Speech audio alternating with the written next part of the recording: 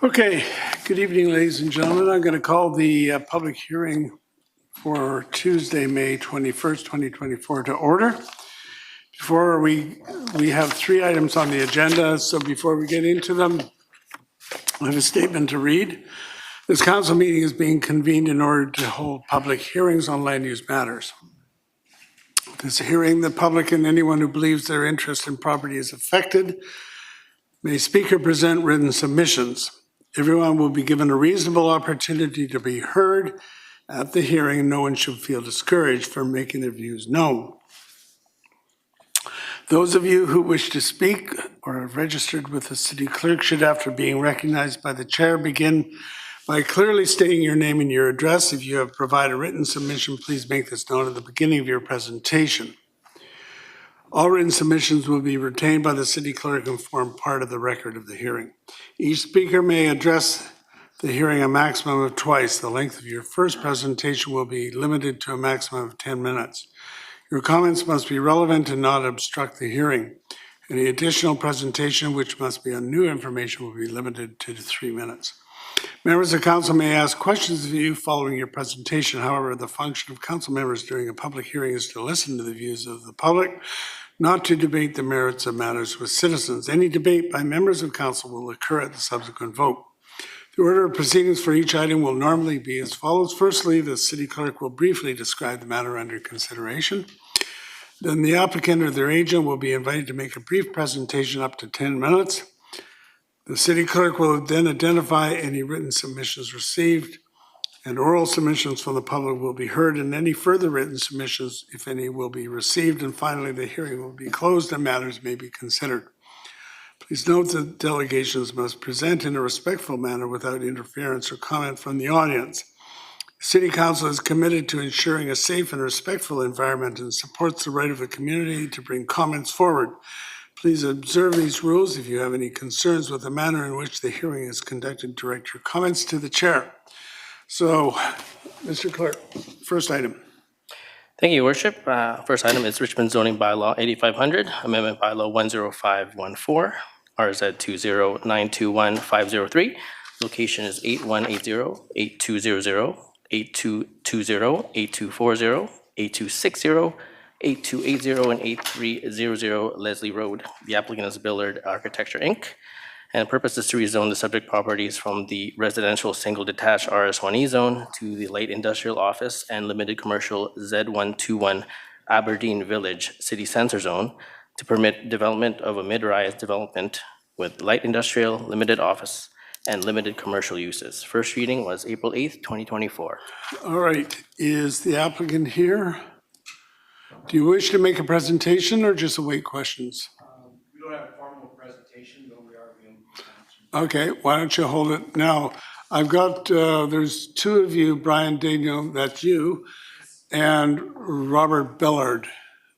Is he here? Mr. Dillard must be delayed. All right. Anyway, you're here for questions should they arise. Any written submissions? Thank you, Your Worship. There are three submissions.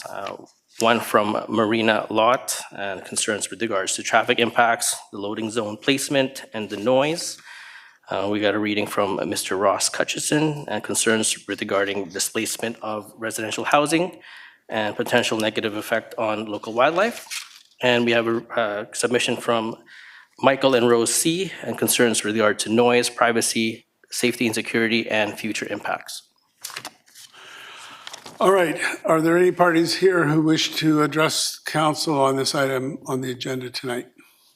All right, we'll go to you first. Come on down. Anyone else wanting to speak to this item? Okay, so you'll be the presentation now. Have a seat, introduce yourself, and you've got 10 minutes. Thank you very much. My name is James Downing. I am at 8200 Leslie Road, one of the affected lots. I just wanted to say before I start, I've been here for about 15 years, I believe, since I've been 5, and I do recognize some names here. Of course, Mr. Malcolm Brody.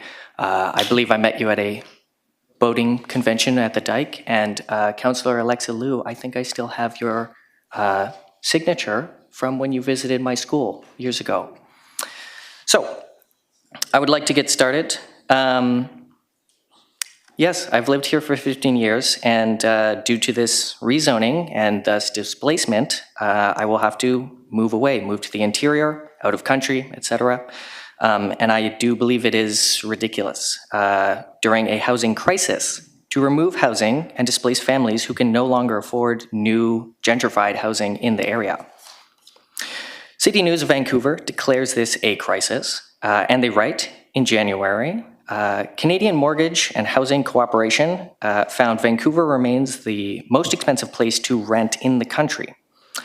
CMHC also, on their website, as well in January, writes regarding the Richmond Action Plan, the city has a strong focus on creating affordable housing below market prices through a variety of programs with the nonprofit sector. Also, fast-track development applications and provide grants to support new rental homes. All these people are hardworking people in the trades that have literally built parts of the city or have volunteered and given back to the community here. Personally, I have had a newspaper job when I was around 8 or 9, and I got to meet everybody in the neighborhood. I've been the Green Team president, working with the Green Ambassadors and the Butterfly Way, working with local schools and meeting all the schools and high schools and elementary schools here, and volunteering on the Sharing Farm in Terra Nova. I've worked in the Richmond IKEA and helped people make their homes more comfortable. I'm now at a local family-run business, the Prickly Pear, in the heart of Steveston. And I can't give back to my community if I am no longer here and am thus unwanted in the community to do a rezoning like this. Furthermore, my brother is still in high school, and some of the most important years of his entire life, the graduation of his high school, he's been here as well his whole life. And taking him away from that during some of the most important years can be really hurtful. I was not able to graduate with all of my friends properly due to COVID. I graduated in 2020. So this, to me, screams money over livelihood. I would like to emphasize there are dozens of empty lots that are either already zoned or not used. The McDonald's on 3 Road, another near Lansdowne Station, the Wendy's and abandoned building on Leslie Road, just by the Superstore, are a couple to name a few. I feel it's disheartening to be faced with gentrification with something that I don't believe is needed in the area, something that's commercial replacing residential. Alexandra Road, just neighboring, is rife with office space and commercial and restaurants, and I believe that's enough. As well, I don't believe the proposed architecture or style fits the neighboring local area. And it would lead to busier roads that are already congested in this area.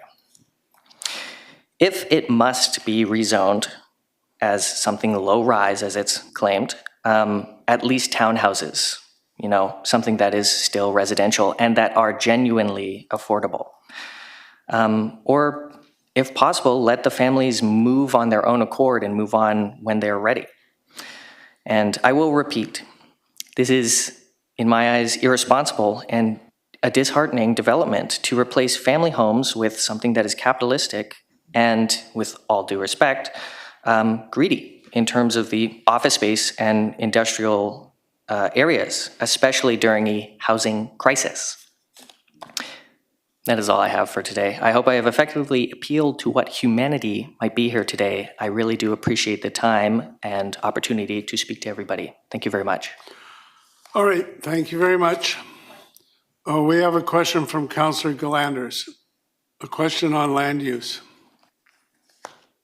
A question on land use? That's what we're here to talk about, land use. Yes, okay. Just thank you for your presentation. And I just wanted a clarification. So you're in one of the affected lots. And does that mean that you're renting a house?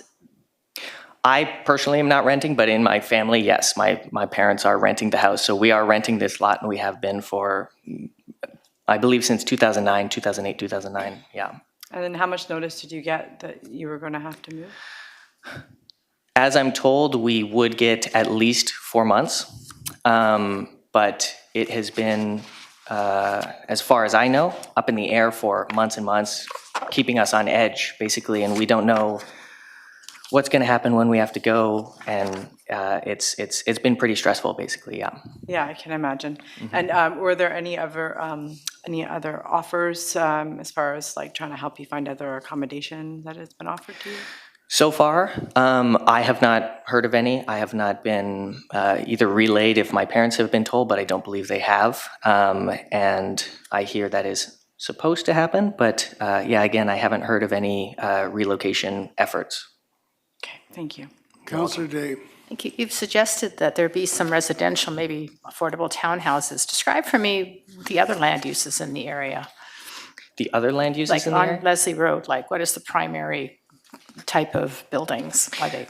So Leslie Road, in my eyes, is split up into 3 sections. There's my section of the road, it turns, and then there's a further section going down to Garden City, and then there's the way just to the Superstore.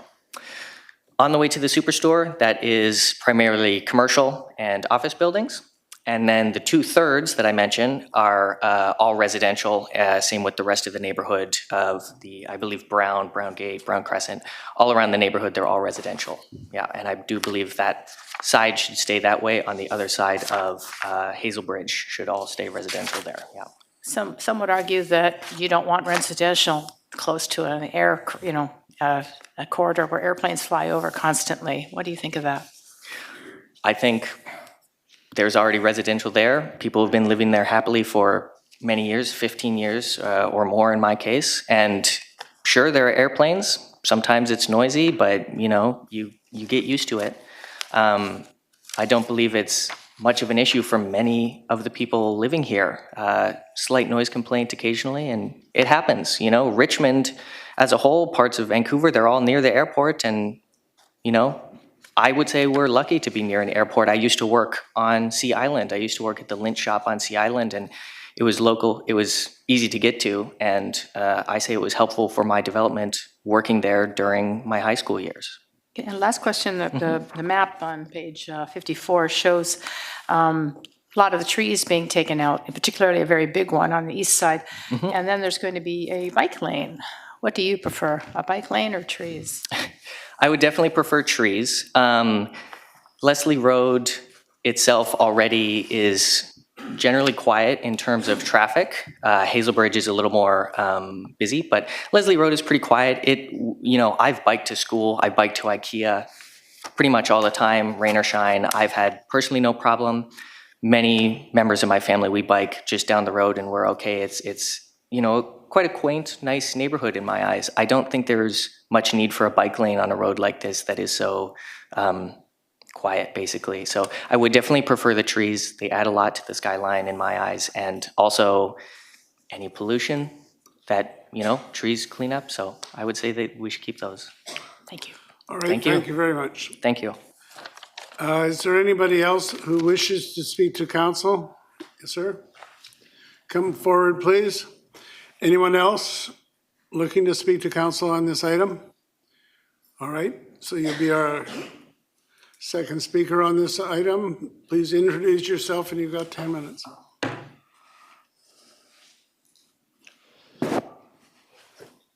Good evening, Your Honor, members of council and the public and our developer. I'm Ross McCutcheon, and I've resided in Richmond for over 32 years. I live at 8380 Leslie Road, and this morning I wrote the following letter to council, which I will read. Dear City of Richmond, I'm writing in response today to RZ 20921503, Notice of Public Hearing. I've resided, as mentioned, for 32 years, and I look forward in a few years to call myself a local. With the city and other parties involved in building a $2 billion train track, the Canada Line, within walking distance of this residential area, I believe that residential and commercial development should be attempted and maintained. And I would implore the city to rethink the long-term zoning and return the area to the high-density zoning that it had. With this 6-story development, it must be possible to include some residential housing. Some notes with respect to the nature in the area. The properties in question fall in line with the blackbird migratory route. Wintering in Burnaby, the blackbirds fly and have for generations to rest in the trees in Richmond along Leslie Road and the nearby area. In addition, there are countless numbers of chickadees, robins, hummingbirds, and it's significant to note that there's a resident hawk, an owl, and eagles that reside and come to and from the area. And that's due to the very large evergreen trees that exist. With respect to the ground animals, squirrels, raccoons, and coyotes, and I'm just curious whether an assessment has been done with respect to wildlife. And finally, with the recent upgrade that was done on Leslie Road to our sewer system, the engineering department will most likely recall the difficulty in installing that sewer system, which went 10 to 20 feet down due to the river of mud that exists at that depth. So I'm assuming that the city will require the developer to make sure that the property can house a 6-story building for that nature. And I appreciated the response, and I won't read it, it's probably on file for you to read from the clerk's office, but they're noting that no residential will be allowed in this area. And I find that a little bit surprising due to the amount of houses that are being rebuilt and developed into residential homes, large, very large homes. And at the same time, as we've heard from our young friend, that many people are being displaced. Many old Richmond residents are leaving. I've had 2 very close individuals, one Dean Ruthven, who had been in the area for more than 40 years, leave, moving out of the city and up to Prince George, and also Adam Perry of the Perry Trucking Company. All these people are leaving because there's nowhere for them to go, and all these residential areas are being eliminated. So I think there needs to be a blend. I'm not here to say let's not have development, but let's have a blended development of some sort or nature. Thank you very much, and thank you for your time. We have one question here, Councillor Wolf. Great, thank you. Your Worship, my question regarding land use and has to do with the question that you asked in your letter and in your speech there. It's you asked, I'm wondering if an assessment of wildlife has been made. What would you consider an assessment of wildlife when it goes to what it is now to anything? Well, Change. when animals are being displaced, and they are with all the development in the area, when I first moved there, we had pheasants that came into the property, and I was speaking with one of the older residents in the area on Sunday, and he hasn't seen a pheasant for a long time, and he works on a farm nearby in Richmond. So pheasants in Richmond, gone. And so, you know, blackbirds, they're annoying, but they eat bugs, they do a lot of good to the environment. You knock all the trees down, they'll be gone, right? So the assessment, good question. I don't know what's involved in doing a wildlife assessment, but I'm sure there's an organization or a firm that does something in that nature. Thank you. All right, thank you very much, sir. Thank you. All right, anybody else wanting to speak to this item?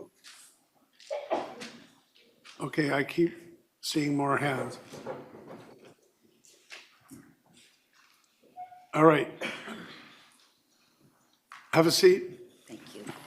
Introduce yourself. Good evening. My name's Marina Lott, and I live at 8320 Leslie Road, the property right beside this site. I did submit a letter in regards to my concerns, and I did get a response back, which I did review. I find it difficult to hear back that an assessment had been made in regards to the traffic.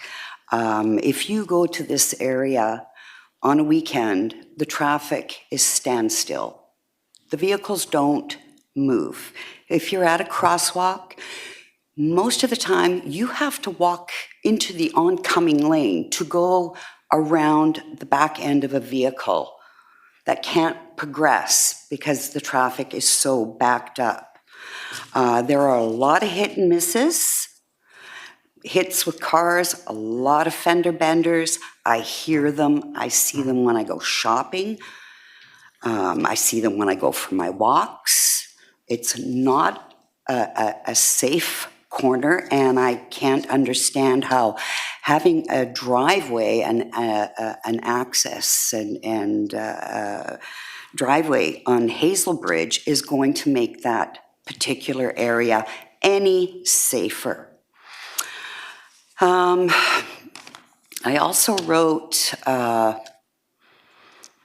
in regards to the loading zone, I had been advised that it would be in the middle of the building, so I am quite, if this is going to happen, it's in the middle, I'm not going to be disturbed by it.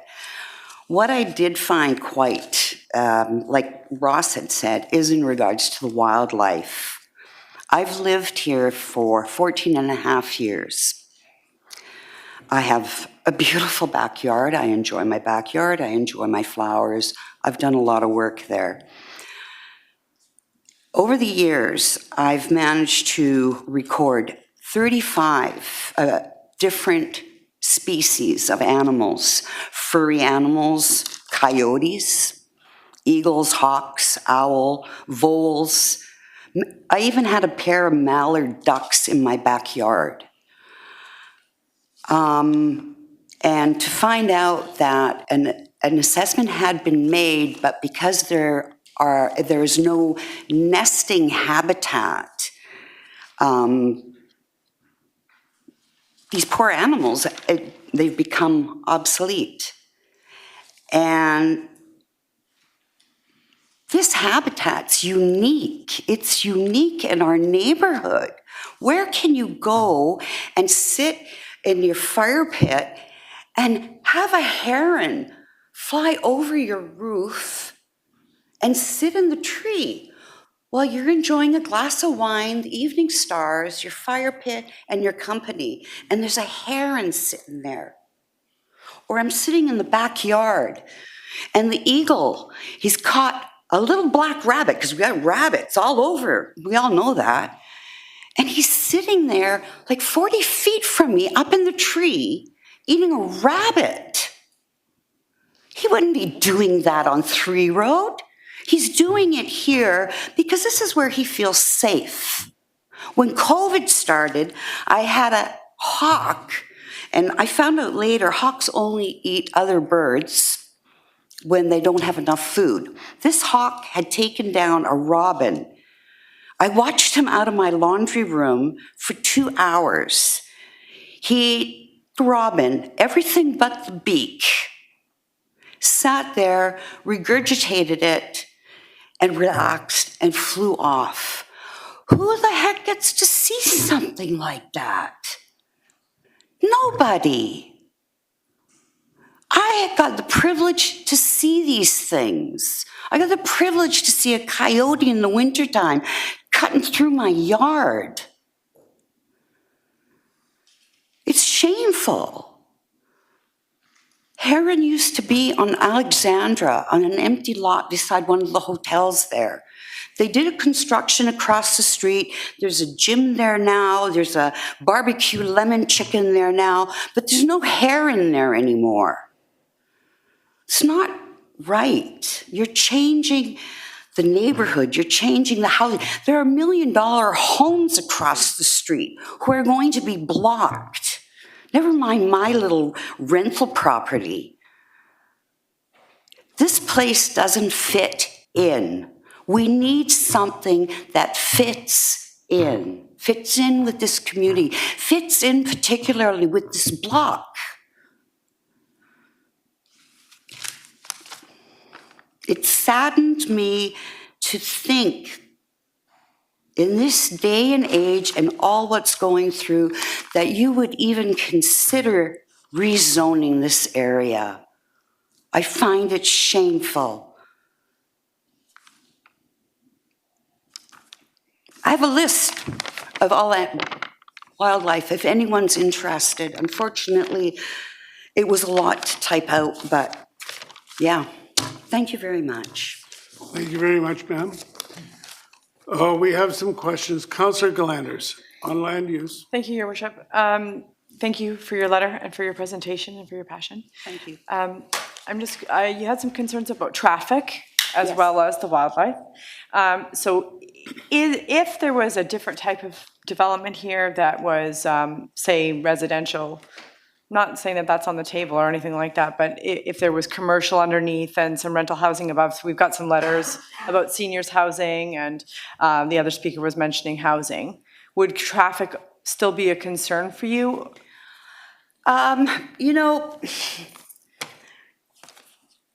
we see everywhere we walk now in Richmond, a lot of this where we have the stores at the bottom and residential on top. I don't see those prospering very well. There are a lot of empty places when you look around. I think affordable housing should be going up there, whether it's townhouses, whether it's a three-story low rental. I think that's more appropriate because that's what we need. That's what this city needs. The rents have become astronomical. I could be moving anytime also. And I'm right now, I'm paying $1,100. I'm by myself.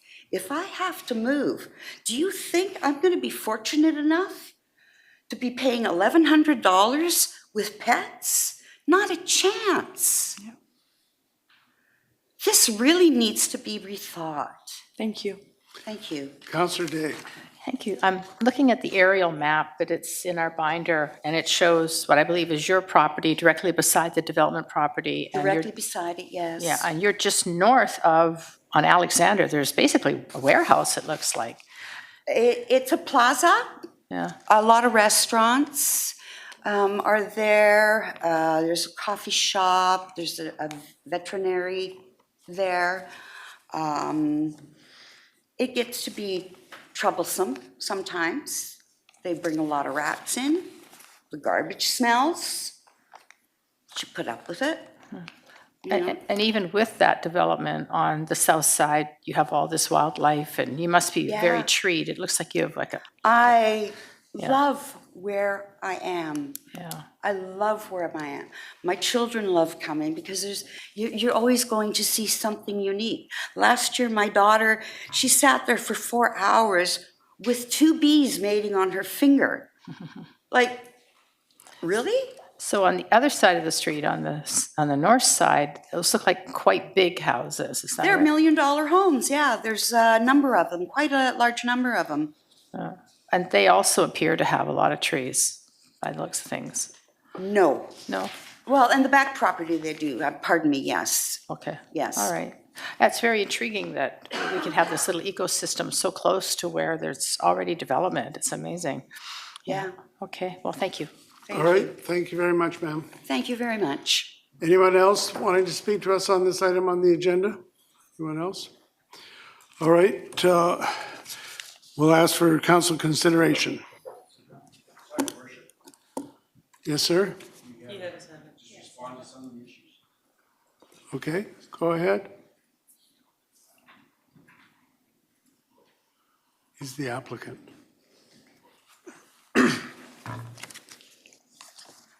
Introduce yourself. Thank you, Worship. My name is Brian Daniel, Daniel Planning Consultants. I'm co-applicant on the application.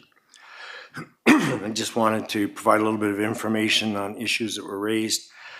As far as the notices for vacating the property, we're nowhere near providing those yet because we're still a long way away from being in that position.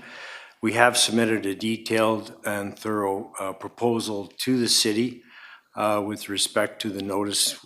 We'd be complying with all the city and provincial regulations as far as notice, which I believe is 4 months. We've undertaken that if we are aware of the timeline in excess of the 4 months, we would give them all of the opportunity above that. We also have provided for a period of free rent and other assistance. So when we get to that stage, we'll be talking to all the tenants about that.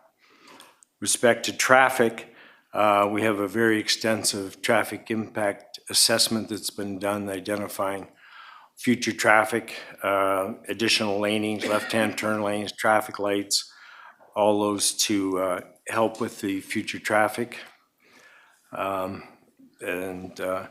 As far as Ms. Lott's property next door, we've been in discussion with the landlord on a number of occasions and met personally with their landlord about the issues that she's identified, and we've proposed some amendments to the architectural plan which would provide additional screening adjoining their property. There are not loading bays but parking stalls for small vans and things that she was concerned about the noise, so we're bringing cladding down to cover that area with sound deadening material. We're also proposing a 6-foot high solid wood fence along the common property line right to the south boundary, plus extending the proposed hedging material. Instead of having it stop at the proposed future driveway, we would take it all the way to the south to provide future buffering. We have also engaged a qualified environmental professional to do a wildlife and bird assessment on the property. We expect to have that done within the next 2 weeks, and they will report back to us with their findings and with a management plan that would be in accordance with both the provincial and federal wildlife guidelines.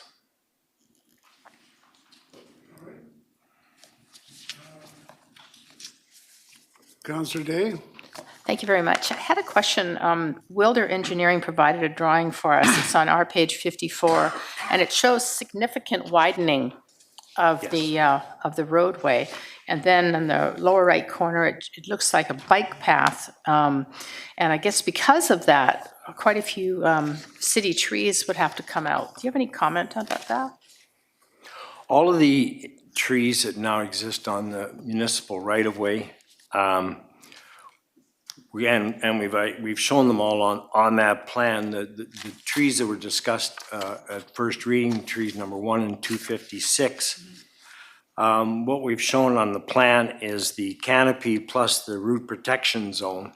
And the tree number 1, the distance from the existing or the proposed future property line after we've dedicated the road required by the city would be 11.32 meters into the new road, and tree 256 would be 11.46 meters into the road, which would mean if the trees were to be saved, you'd have to shift the road by that much, which couldn't happen because it wouldn't align with Hazel Bridge or Leslie Road to the east.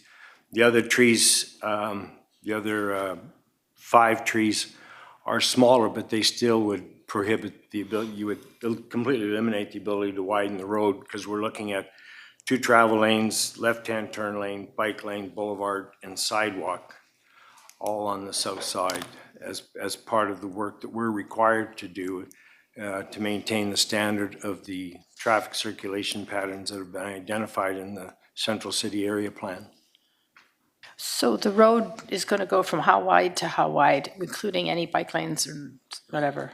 So, we don't have the engineer here. I can't tell you exactly what it. Well, right now, is it just 2 lanes, 1 left? There's 2 lanes, gravel shoulders, and the intent is to make it a full urban road.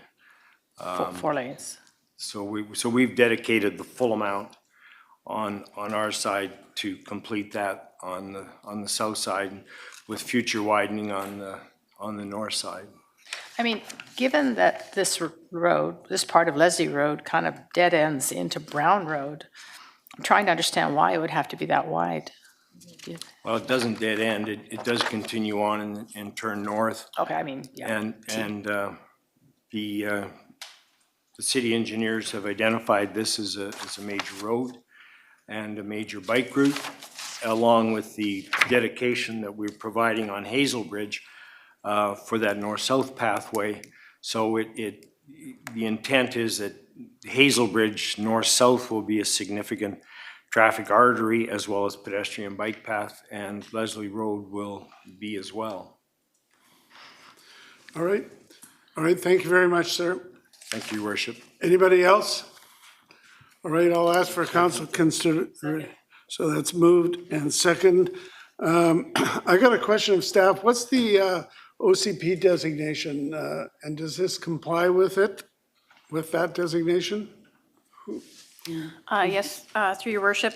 The OCP designation is mixed use, so that would allow for transition from single family into the light industrial and commercial uses. All right, so the application complies with the OCP. Through the chair, that's correct. All right, Council Wolf. Thank you, Your Worship. I just have a question to staff first, and then I'll have some comments. So last delegate spoke about a wildlife bird assessment that was set to be completed in 2 weeks. How will the public get access to a document like that? And is this meeting the typical timeline of when these assessments come out? Who wants to answer that? Through the chair to Councillor Wolf.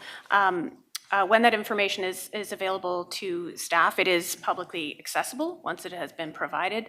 There isn't a forum through which we would be sharing that publicly, like in terms of putting it out there for public comment, but staff would be receiving that information and analyzing what is contained in that report, including any recommendations for action. Thanks. And just a follow-up for someone who has a list of 35 species in the area, how would they go about checking their list with what the city receives? Who would they contact? Could you just publicly state it so they could do that? Sorry, through the chair to Councillor Wolf, could you repeat the question? How will the public get access to the assessment?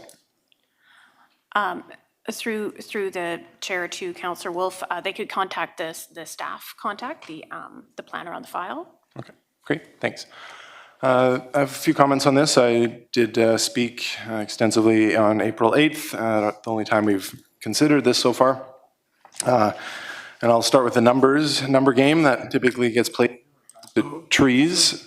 So first off, in our package in the report, page 14 outlines the tree protection plan, and page 43 shows the map that I'll make some reference to in a minute.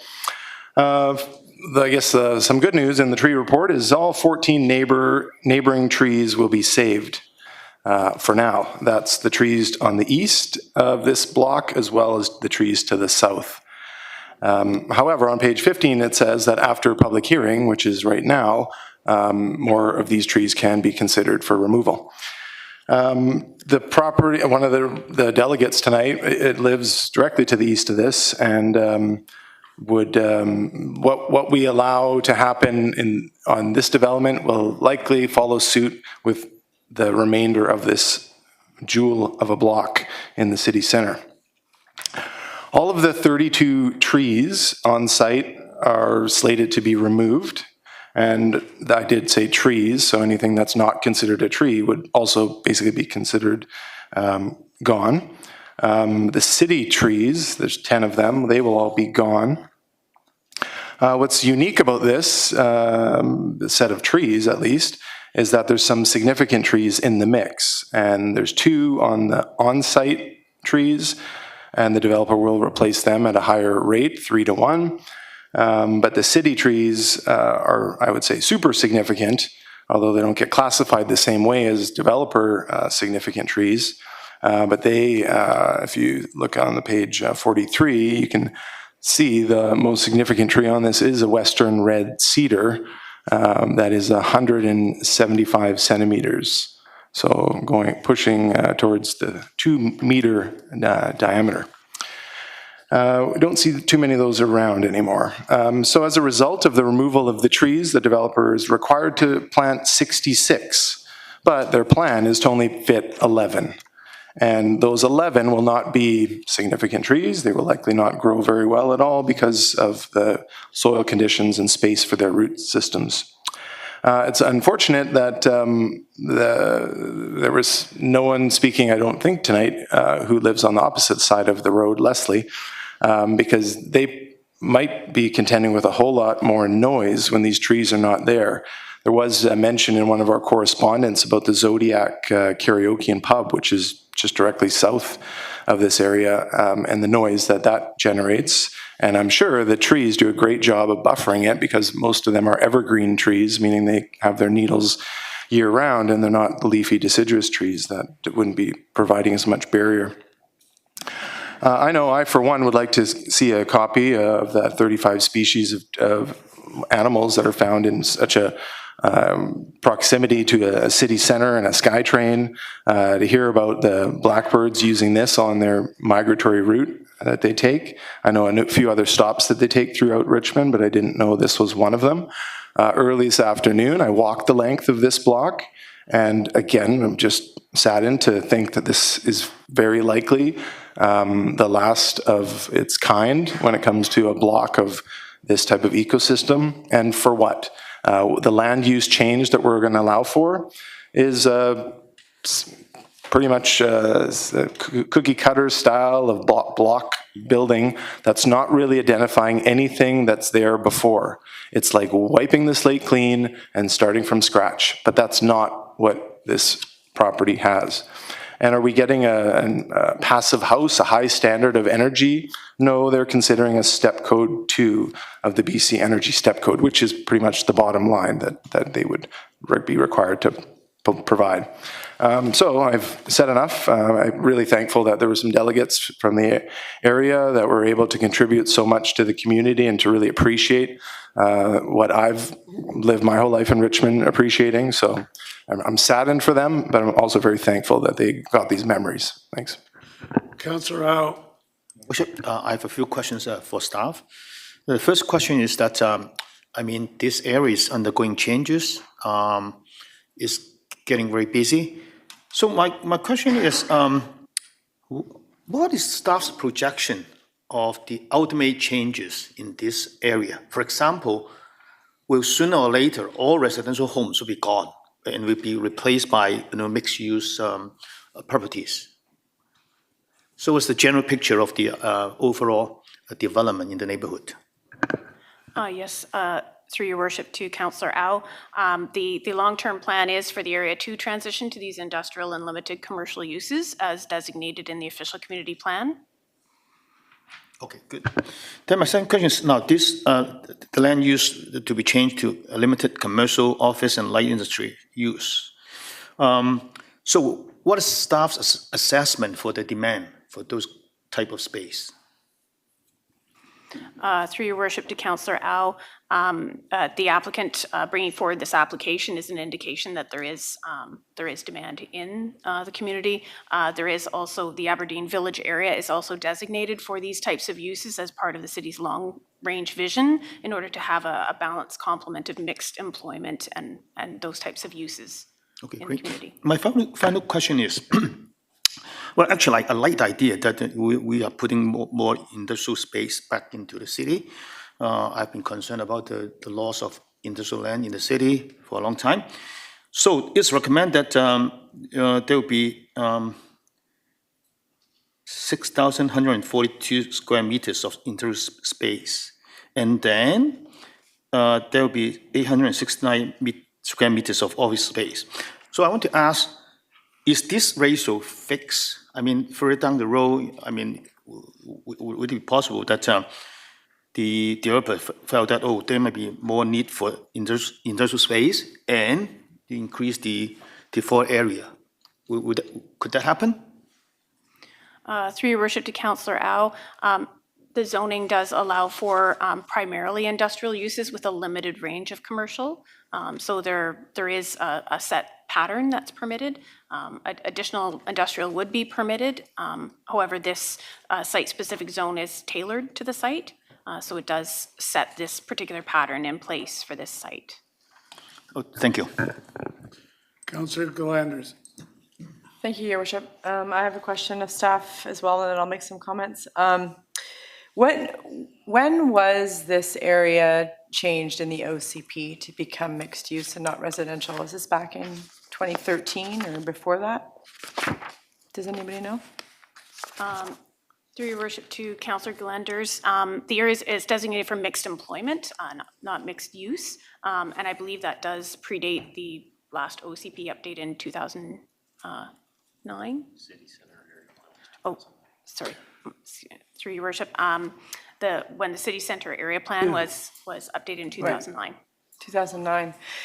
Yeah, so I mean, since then, we've declared a climate emergency. We've experienced some pretty significant climate events in Richmond. I think we've become a lot more ecologically aware as a city, and we are in the middle of an OCP review right now. So I just want to, yes, it's in the OCP, and this is why we, as a city, chose to have public hearings so we could hear from the public on things like this, because we didn't necessarily look at it at the area with this type of lens, and to have ecological connections between our farmland and the Garden City lands and throughout the city is one of the biggest assets I think that Richmond has. And when we look at assets, we're looking at all the types of assets, right? Garden City by nature, and that was just really inspiring to hear the list of species that these residents can see from their backyard, because I also feel really fortunate in my area where I live in Richmond, and I say to people all the time, and I post on birding sites and stuff like that, a list of the species I saw in just like 5 minutes looking out my window. I just quickly jotted down a list of what I see regularly. I had 21, just right now. I could think of more, but it's pretty rare to be in a city and to be able to experience that. So I don't know if we've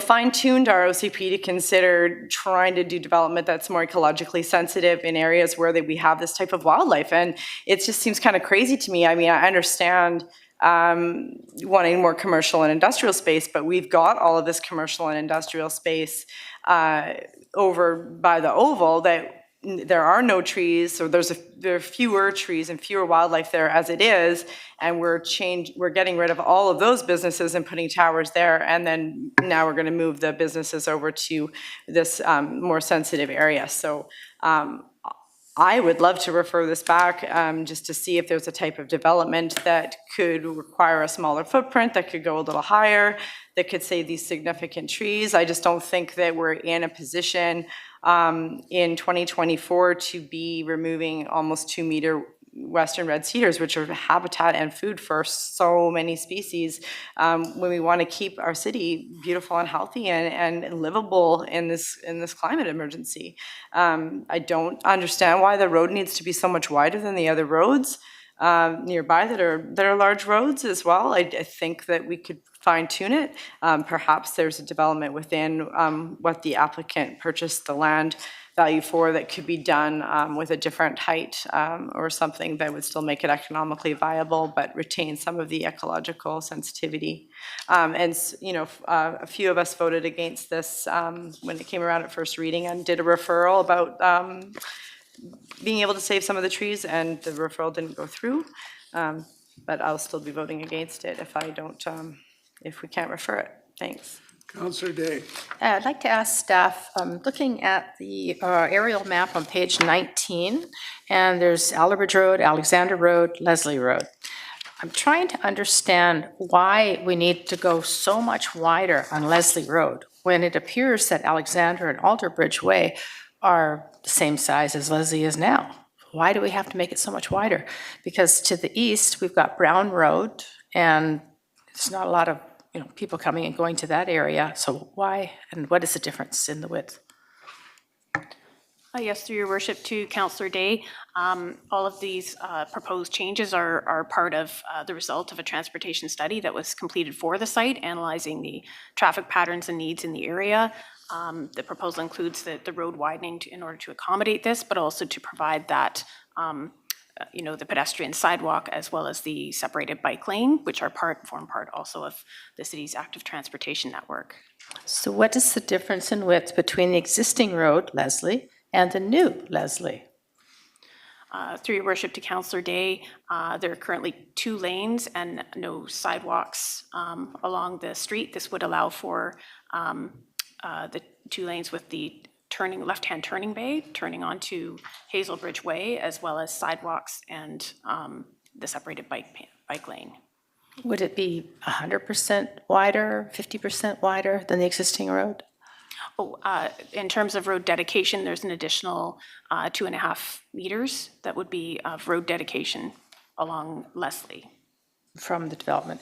Okay, so then I don't know if you guys remember, but we had the rest of the council can recall, we had another development a while back that was basically kind of an L-shaped, and it was going on to Cambie and Garden City. And the developer's plan was to rip down all the trees at the corner of Garden City and Cambie, and then put a park in the other side. So we referred it back, and we said, why don't you just put the park where the forest already is, where the trees already are? They're well-established trees. So I believe it was Polygon. So they did exactly that. They went back to the drawing board, they changed the design so that they made the existing park area the new park area, and we're about to enhance it, and that's all under construction now. So when I look at the little slab of land that we're calling a linear park along Hazelbridge, again, it makes no sense to me to put it there, where you've got, lanes of traffic going north and south. Why not put that green zone in the middle to the east side so that it is close to where existing habitat are? And then as future developments happen, we could enhance it and make it even better. So I'm referring to the overhead map at PH 19. And I can't imagine anybody wanting to sit on Alderbridge Way. Whereas if that park was on the east side, I think a lot of people enjoy going there. So I would support Councillor Galander's motion to refer it back, just to alone look at that. Is that something that can be dealt with at development permit as to does it have to be right there on Hazelbridge? Yes, no? Through your worship, yes, it's identified in the city center area plan as that there would be the park would be on the Hazelbridge edge of the block. In addition, the Leslie Road is identified in the city center area plan as a major roadway, and through future redevelopment, there would be a widening of the road at the eastern end of the block. So it would be difficult to have a park in that location as well. Councillor Liu. Thank you, Worship. Question to staff. So it wasn't the developer's idea to dedicate the road. It was our staff requiring the road dedication. Is that correct? That's correct. Okay, so, because I'm sure they would have been happy to keep their land if they were able to. That's correct, through your Okay. worship. All right. If we were to send this back, what sort of precedence does this create? Because it occurs to me that there's probably a few other places in the city center that are under a similar city center area plan, or other places that have been zoned a certain way. There's a plan to widen a road. There's currently a tree there now, or in 10 years, that tree will be really significant. And so would this open up more possibilities to run into a similar situation, or should we be, when we go through our OCP update, to start digging deeper and looking at all the trees in the way? Through your worship to Councillor Liu, often issues associated with trees tend to be a little bit more site-specific, so it's difficult to anticipate in how many situations we would run into the same issues. I think in this instance, what seems fairly clear on some of the plans is that regardless of the use or the configuration, the location of some of these trees is challenging in order to achieve other city objectives, including introducing a bike lane or sidewalks. Okay, thank you. Councillor McNulty. Yeah, thank you, Worship. Obviously, it was deemed to be industrial in the long run, but I want to follow up on the idea of switching the park area to the back to, instead of having long Hazelbridge Way. Nobody is ever going to use it, okay? There's no residential around there before. It would be a good buffer between the remaining people on Leslie Road. to have at the back. And my comment here would be, and the developer says they're working in the wildlife program. We got 14 trees located on the neighboring property, and they're going to plant 11. They could be planting them on the back because to me, the undergrowth of the trees is just as important as the branches for wildlife. You talk about a heron resting up top, but what do they eat below? What the blackbirds are below, et cetera, whatever. We forget that. Instead of planting trees along Leslie, I call them twigs, they're not trees. So I'm just wondering, His Worship asked the question, could this be done before DP, or would this have to be referred back to the park? Because I don't agree with staff on the park, on a busy road, behind the Zodiac, behind this, behind that. It makes more sense to be with the 4 remaining people on Leslie Road and those in the Brown Gate, Audlin area. They might be able to enjoy it. It could be a little sleeve of a park that we have taken over in Spires. Remember the walkway we stole to Spires, where we made them keep all the trees and put the walkway in there?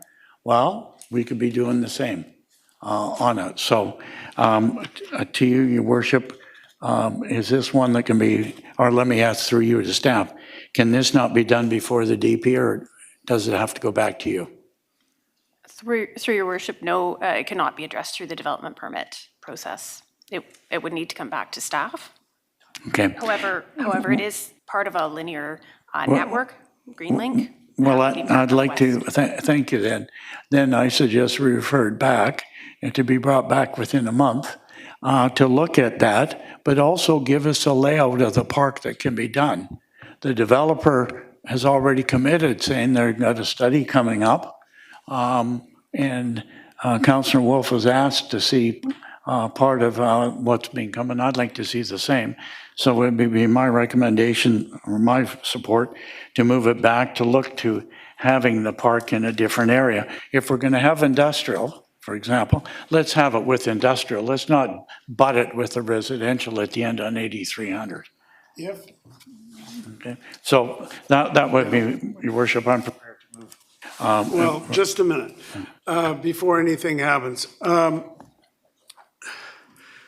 If we had more discussion, given that it's gone through planning committee, it's gone through what, first reading? Do we have to refer it back so it has to come through planning committee and council? Or could we just put off the public hearing for a month for staff to have further discussions and to assess the possibilities? Through your worship, in terms of the linear park along Hazelbridge Way, that is part of a larger city network of parks that is intended along the east side of Hazelbridge Way. In terms of re-looking at this, the relook would not only have to deal with this site, it would also have to deal with the larger city objective, which is to create a linear park along the entire east side of Hazelbridge Way. We would not be able to do that within a month. It would take some time for us to sit down with our Parks Department and look at it in terms of the overall objective for that linear park. So in other words, we'd have to refer it back. Correct. Councillor Heed. Yes, I would like to thank Mr. Craig for that explanation, because this has been in the process, my understanding, for quite a period of time. It's gone through planning, it's gone through first reading, and I believe the developer has abided by what staff has suggested and he has done, looking at the OCP, looking at the future of that area, looking at all of that. And now we are in public hearing, and now we're going to refer the whole thing back and delay it even further. I just don't see the point, because, if we've got people that want to come to Richmond to help us with our problem, help us with our industrial spaces that are needed, help us with our residential that's required, and then we put them through a lengthy process, and then in the 11th hour, we send it back saying, guess what? You went through all this process, now we're going to throw another process at you. So I would be opposed to referring it back. So if we look on that point, if we look at page 21, pH 21, and it has a red line to the subject site. Those green diamonds, is that the envisioned parkway? What have you- Through your worship, through your worship, yes, that is correct, those diamonds are intended to be future approximate park locations, including their connectivity, which results in that green link running through the area. So where those diamonds are, it would be the entire length of that property along Hazelbridge, That's correct. ultimately ending up at, what's that, Aberdeen Park on Cambie and Hazelbridge. Through your worship, yes.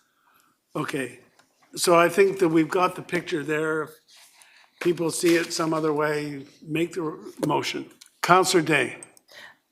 Yeah, so linear park to me means a long ways. From Cambie to Alderbridge doesn't seem like much of a linear park. I don't put any value on that. I'm wondering if staff could come back sooner if they take the linear park off the table and just deal with this property. The linear park for what? Well, you know, like on this particular property is going to be one small section of this linear park that's only going from Cambie to Alderbridge Way. So if we ignore that potential linear park and just deal with this property, could staff come back quicker? But that's the rationale for, I believe, for staff to say, don't just look at this one property. This is the plan, which I take it as part of the OCP, this park plan, is saying from Alderbridge to Cambie and then to Aberdeen Park, they want it to be a greenway on the east side. Through your worship, that's correct. Okay, so if someone wants to move a motion of some sort, do so. Oh, Councillor Liu. Thank you. Just one more question to staff, if I may. The linear park creates the ecological connectivity from one park to the next. Is that correct?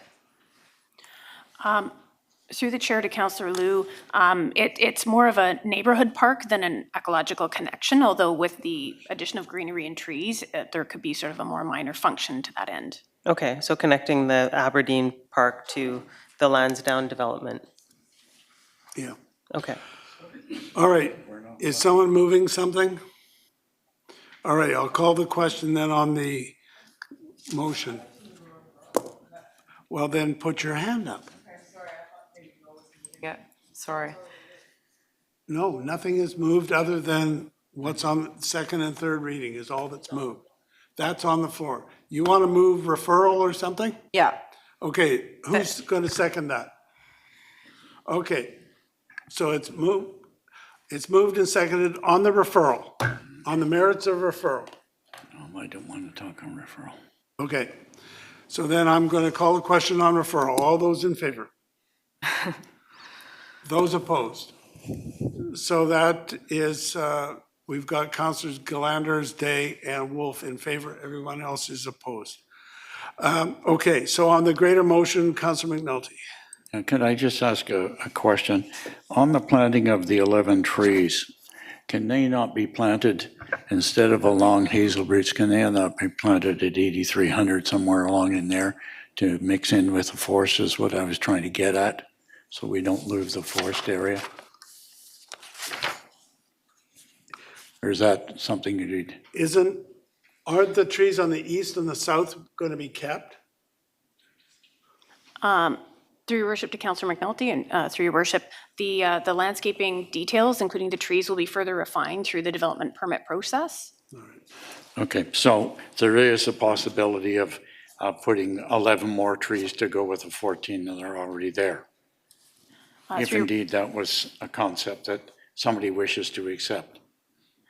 Through your worship to Councillor McNulty, yes, we can review that at the development All right. permit stage. Thanks, sorry. Yep. Councilor Galanders, are you okay there, or you had your hand up? The main motion is on the floor, second and third reading. All right, we'll call the question. All those in favor? Those opposed? It's carried with Councilors Glanders, Wolf, Day opposed. Next item, Mr. Clerk. Thank you, Your Worship. Item number 2 is temporary commercial use permit TU 23024083. Location is 13651 Bridgeport Road. The applicant is Pooney Group. The purpose is to allow maximum of 1,490 meters squared or 16,043 square feet of floor area to be used for warehouse sales, limited to the sale of household appliances and the provision of 87 parking spaces at 13651 Bridgeport Road on a temporary basis until February 28th, 2027. The item was considered at the April 8th council meeting. All right, is the applicant here on this one? Did you wish to make a presentation or just await questions? Okey-doke. Written submissions. Thank you, Your Worship. There are 2 letters of support, one from Andre Chilcott of Landa Global Properties, and the second from Shayna Furlong, President and CEO of the Richmond Chamber of Commerce. All right, anybody here wanting to speak to us on this item on the agenda? Anyone from the public? Move the recommendation. Moved and seconded. All those in, Councillor Day. Mayor Brody, I just had a question of staff. Why are we only going to a temporary basis till February 28th, 2027? This is a really good corporate neighbor, and they're long-established Richmond business. Couldn't we make it longer than that? You don't have the zoning. Through your worship to Councillor Day, the length of the permit is tied to the current length of the lease that the applicant currently has on the subject property. Right. So if they were to get a longer lease, could they come back and ask for more time? Through your worship to Councillor Day, the intention has been throughout this TUP and the previous TUP that the applicant is actively working to find a suitably zoned site elsewhere in the city of Richmond. Yeah, and they have actively been working hard, but it's not as easy as people know to find a place. So happily support extending this. Thank you. Okay, we'll call the question. All those in favor? Any opposed? That's carried. Next item. Thank you, Your Worship. Third item is official community plan bylaw 7100, amendment bylaw 10530, Richmond zoning bylaw 8500, amendment bylaw 10531, RZ 20915237.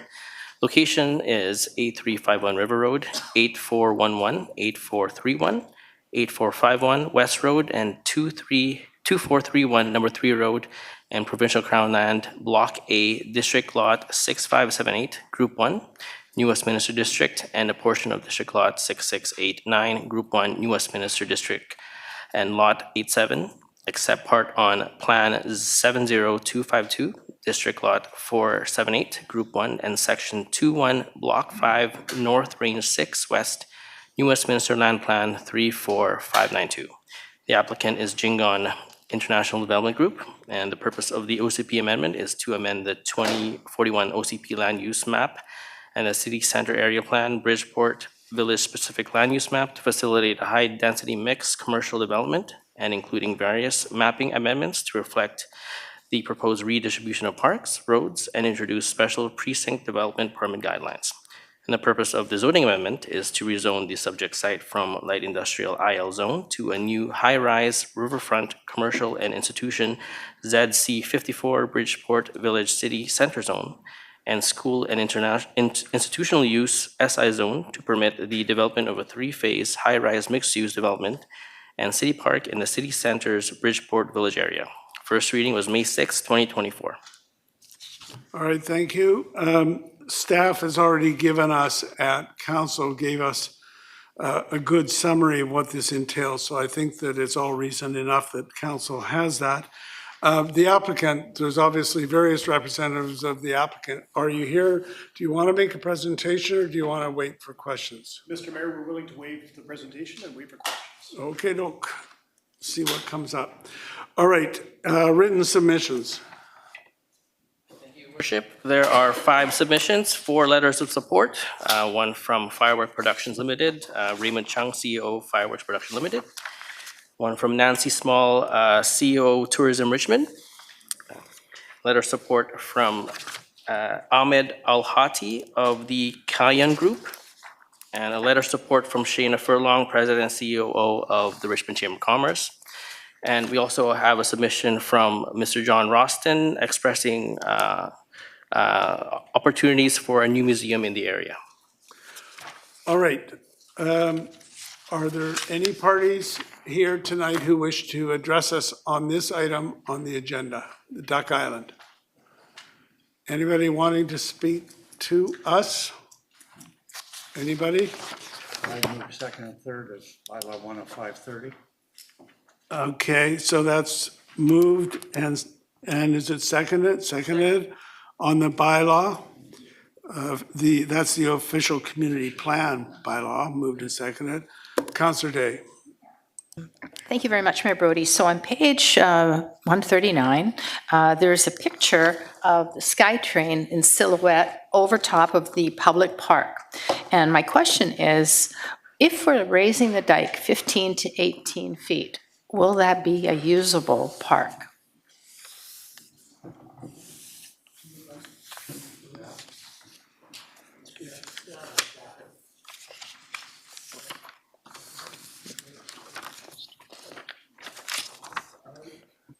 Go ahead. Just a minute. There we are.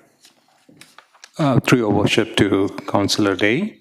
Yes, I think the existing level is 3.19 and the guideway is 16. So the resultant is around 11 meters. In the future, when the dike is raised to 5.5, there'll be a cross loop down to Crossroads Park. Okay, so because, 15 to 18 feet's a lot, and I know the SkyTrain is, it looks very low there. So people will be able to walk underneath it. It will be a usable park. Okay, and then That's correct. Thank you. And then on PH 141, we got this really cool picture. It's kind of an aerial view. And it shows the walkway around on the dike of the development. And then it shows the natural area that goes out into the water. Will the public have access to that sort of, I don't know if you want to call it a beach area or lowland area? Through your worship to Councillor Day, that area would be outside of the dike and is currently intended to be habitat areas. So currently there is not an envisioned plan for that to be accessible to the public. This is also an area of the Fraser River that has quite high speeds of water movement as well. So. Okay, so it couldn't be used for fishing or anything like that? Through your worship to Councillor Day, that's not envisioned at this time. Okay. And then my last question is, everyone that I've shown this to says, but what about parking? I know this is a transit-orientated development, but will there be enough parking? Because, like, for instance, right now with the night market, parking and traffic can be quite an issue. Through your worship to Councillor Day, the applicant has provided a traffic impact study to the city for our review and approval. The study does determine that there is sufficient parking in order to meet their needs. Through the subsequent review of development permit applications, we will be further refining the total amount of parking on site to ensure that it is sufficient to meet the needs of the property. Okay, and sorry, one last question. Mr. Roston's letter asks why only, I think it's 30,000 square feet. And why couldn't it be the Arts and Cultural Building? Why couldn't it be a museum since it's so close to the airport and it would probably attract a lot of visitors? Through your worship to Councillor Day, the Arts and Culture Facility was identified as a need for this area. It is also in line with the Richmond Arts District designation in the city center area plan for this to be an art and culture facility. The 30,000 square feet was identified as a sufficient amount of space in order to meet the current needs for the city. The developer is providing this space as a 30,000 square foot Class A type use and facility at their sole cost. The developer is responsible for the design, construction, and transfer the facility to the city. How does it compare to the size of the Gateway Theatre? Through your worship to Councillor Day, and I'll ask Miss Marie Fenwick to correct me if I'm wrong here, but this property is, or this proposal is smaller than the Gateway Theatre. I can't. It's smaller. Yes, I don't have the exact numbers in terms of the order of magnitude. smaller, but I will defer to my colleague. But they're not anticipating that the whole thing is going to be a theater.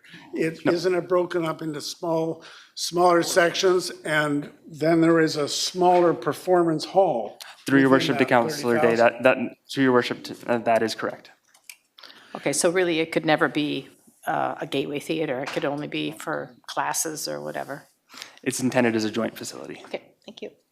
And also, didn't we as a council approve the arts use for that amenity? Through your worship, that's correct. Okay. Councillor Liu. Thank you, Worship. I have a question of the applicant, if I may. I wish you had made that known, because there is a motion on the floor. Oh, thank you. I'll make one exception. Thank you. Thank you for coming up. Normally, I don't get involved in like contracts that people have made, but you guys asserted that you had worked with the Richmond Night Market, and I understand they have, when you came forward and when one of your representatives came forward and spoke to us at, when it first came in front of us. And so will you ensure that it goes to the end of their lease, or tell us more about what that looks like? Sure. Good evening, Mayor and Council. Kevin McNaney from Jingon, through the Mayor. Councillor Liu, we've provided a lease as long as the city has provided a temporary use permit for the night market, and we intend to maintain that obligation. They are a valuable tenant on the site, and we see value in the long-term night market on the site as part of the larger development. Okay, so you see it going till the end of 2026? That is our current lease with the tenant, and that's the city's temporary permit as well. Okay, thank you. But I think at the council meeting, the answer was more than that. It was long-term, you saw value in the night market being part of this overall development. So while you can't say exactly what's going to happen, you would give it deep consideration, and you wanted it to be part of this Yes, situation. Your Worship. We have worked with the night market to do a phasing plan on the 20 acres of upland, so we can accommodate them on every phase of development into the future. Okay, no, thank you very much. Thank you. All right, on the second and third reading of the official community plan, all those in favor? Any opposed? That is carried. And Second and third of bylaw 10531. for the rezoning. Okay, discussion on that. All those in favor? Any opposed? That is carried. Move adjournment. Thank you. We are now adjourned.